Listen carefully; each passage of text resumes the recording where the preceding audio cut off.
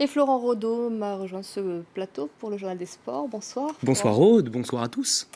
On va débuter avec l'actualité de la Ligue 1 et le licenciement de Willy Sagnol. Oui, l'information Aude nous est parvenue en début de soirée. Willy Sagnol n'est plus l'entraîneur des Girondins de Bordeaux, c'est officiel.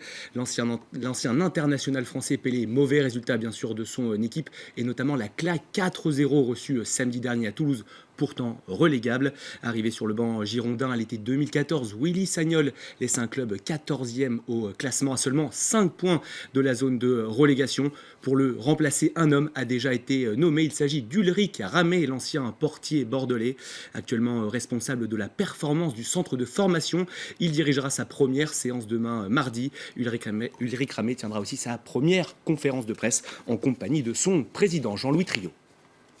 Direction l'Angleterre, suite de la 30e journée de championnat ce soir. Ouais, Leicester avait l'occasion ce soir de reprendre le large en tête du championnat. Une occasion qu'ont saisi les Foxes. Victoire 1-0 face à Newcastle. L'unique but de la rencontre a été inscrit en première mi-temps par le japonais Shinji Okazaki. Un magnifique retourné acrobatique qui termine dans les filets du portier des Magpies. Un succès capital pour Leicester dans l'optique du titre.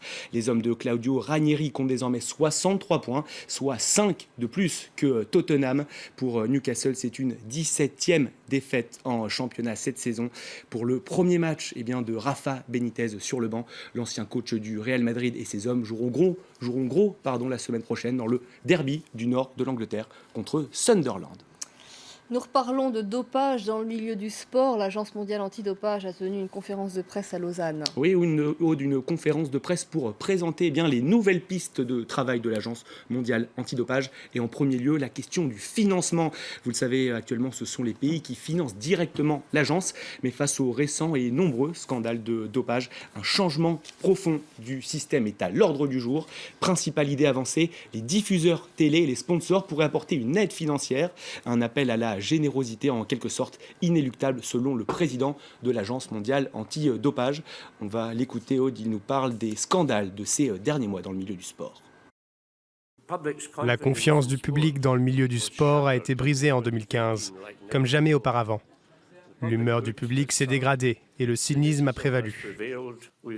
Nous avons vu des arrestations de membres du comité exécutif de la FIFA pour des faits de corruption et des pots de vin, un dopage systématique en Russie et de nombreux ratés au niveau des dirigeants de l'I2AF dans la lutte antidopage internationale. Le tennis a été touché au plus haut niveau par des matchs truqués et ils impliquent même des arbitres. La semaine dernière, nous avons même vu l'une de ses plus grosses stars faire face à des accusations de dopage. Un mot de handball. Oui, juste pour vous dire que Nicolas Karabatic s'est blessé hier lors de la finale de la Coupe de la Ligue. Une finale perdue d'ailleurs par son club, le PSG Handball, face à Montpellier, 31-26. L'international français souffre de l'adducteur gauche et devrait être éloigné des terrains pendant plusieurs semaines. Son retour est néanmoins prévu avant les quarts de finale de la Ligue des Champions, fin avril. Et nous terminons ce tour de l'actualité sportive avec du basket. La fin de la saison régulière de NBA approche à grands pas. Mais vous allez nous donner les derniers résultats. Et ouais, une fin de saison qui pourrait s'avérer décisive pour les équipes qui visent une place en play-off. Dans cette optique, les Kings défiaient hier le Jazz et sur leur parquet, les joueurs d'Utah ont enchaîné une deuxième victoire consécutive. Succès 108-99. Deux hommes ont survolé la rencontre. Derek Favors tout d'abord côté Jazz avec 28 points et 14 rebonds, mais surtout DeMarcus Cousins en mode All-Star.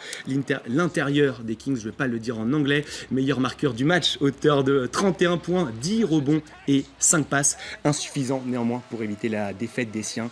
Utah se replace à la 9e place, Sacramento est 11e à l'ouest. Rapidement, dans les autres matchs de la nuit, succès 90-87 d'Enix face aux Lakers de Kobe Bryant. Le Black Mamba qui s'approche tout doucement de la fin de sa carrière. Victoire également des Bucks, des Hawks et des Cavaliers de LeBron James. Voilà pour les sports, Aude.